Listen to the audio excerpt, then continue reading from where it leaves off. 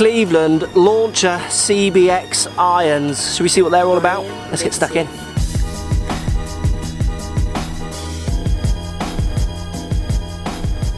Right, we've got the main man, Zach Cleveland, talking to us about Cleveland Launcher CBX irons today as well.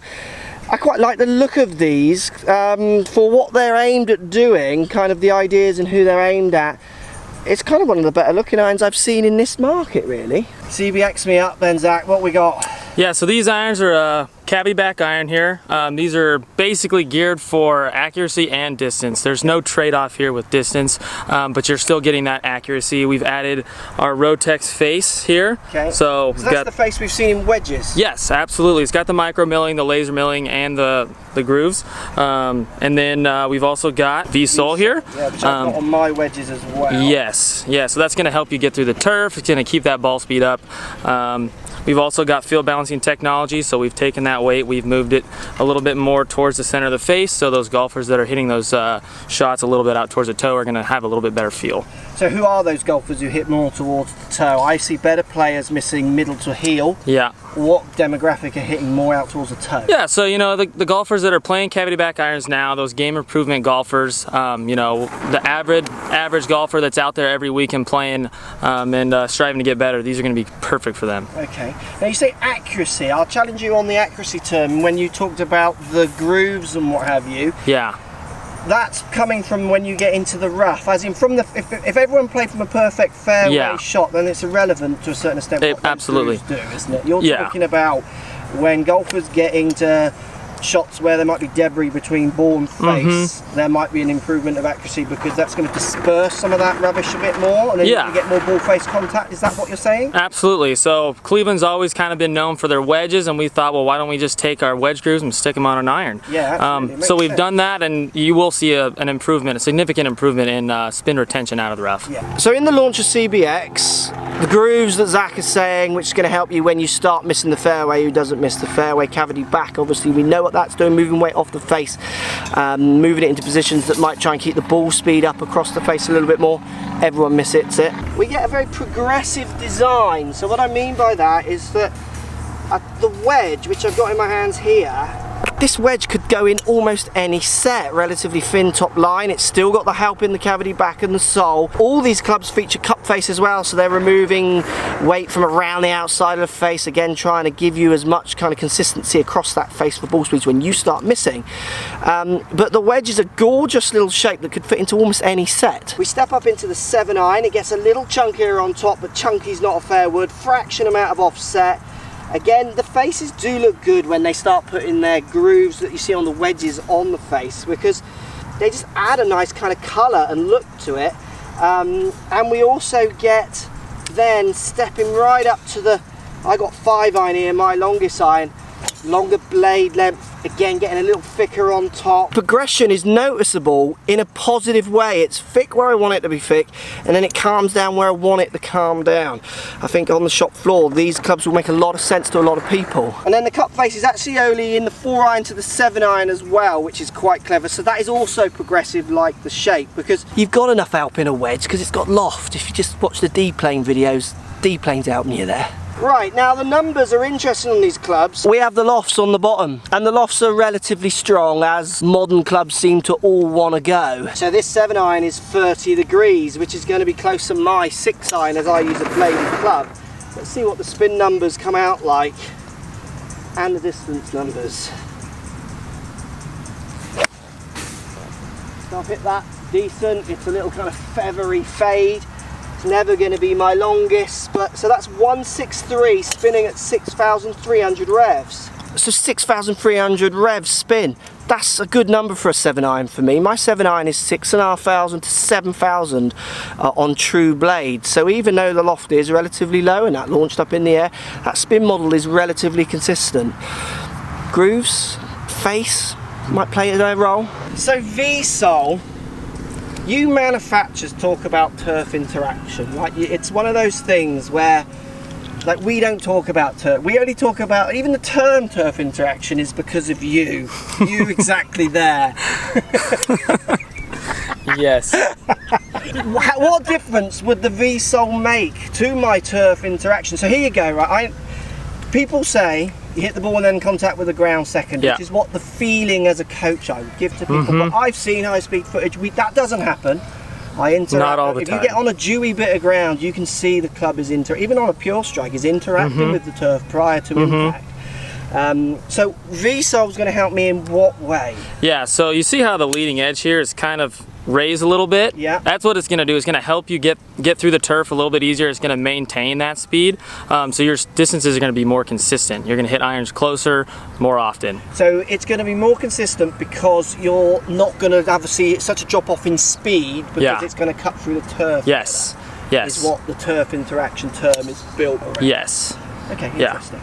And then you've got the relief here on the backside, which also helps kind of get through it as well. Yeah, absolutely. So entry and exit almost. Absolutely. So 7-iron down by the ball, to be honest with you, in this category of club, it's one of the best looking you will find. It feels nice off the face. It does go up in the air. There you go, that's a lower spin. So that one's going 161 down at 5,500. And I caught that higher on the face. So, you know, you get these in the semi-rough, those kind of things, you are going to see drop-offs in spin. Some players, that's not going to be a problem because they're just going to want launch and distance. But it's something you need to bear in mind when you're testing clubs. Try not to get too bogged down in just these numbers. You want to try and, if you can, hit them in a bit of situation. Not a bad shot, slight push, but decent hit. And again, that's 6,300 revs. The thing that impresses me the most with these is that the spin model isn't that bad for a club with that loft printed on the bottom and where they're trying to move the CG off the face. So if I go to my longest iron I bag, the 5-iron, jumping down to 23-degree loft, this is a 185 to what, like 200 max club, but not really 200. It's 185, fairer distance to me. See what I get on it. Longer blade length does inspire a bit of confidence. 183 distance spinning at 4,400 revs. Again, anyone who knows my numbers, I'm kind of the number on the club spin minus around 500 revs, and that's kind of what that club is doing. Quite impressed, really. I mean, for me, the blade length is too long in the 5-iron because I like the smaller head, but you've got to remember these clubs aren't really aimed at me. Like push cut, but fine hit, 4,600 revs going 180. It's right in there at my number really, and feels quite friendly. Right, let's go to this wedge then. Like I say, this wedge could go in any set. It's absolutely gorgeous. Let's pick 100 yards, let's go 100 yards. So 7,000 revs going 112, so a little too far, let's bring it down. Try and send it 100 yards. I advise you to do this if you get a chance to try the wedge, hit a distance, don't just try and hit full distance. Launch monitor testing can make golf club choosing so unrealistic. You don't hit this club flat out. You've got a 9-iron which is easy to hit. You hit it precise distances when you're testing them. Try and practice with them the way you'd play with them. Far off. Again, 112. Same spin, almost exactly the same shot. One more and I will hit this one softer.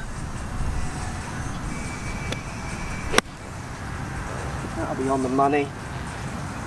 Yep, 98, spinning at 6.8. I like the look of them. I really like that wedge. Let's see what I do with them on the golf course. Right, as if by magic, I'm now back in the UK with the CBX because I didn't have time to film out on the course in the States, so let's finish it off here. So I'm 185 yards out, wind slightly helping off the right. You got to remember this is a 26-degree 6-iron. So let's see if I can hit these numbers, these distances on the course. A little bit of offset down there is fine if you're not afraid of it. Dan would have a kitten over it. Oh, hit that really nice.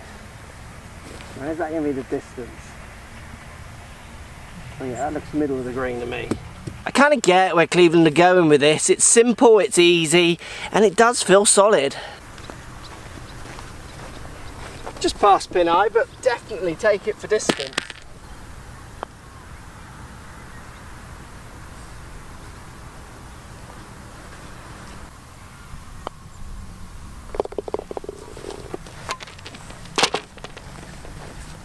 I do quite like the feel of these CBXs. I do think Zach at the start goes on a little bit too much maybe about accuracy. A lot of that is to do with you, but he's talking long and short as well, which I understand from those grooves.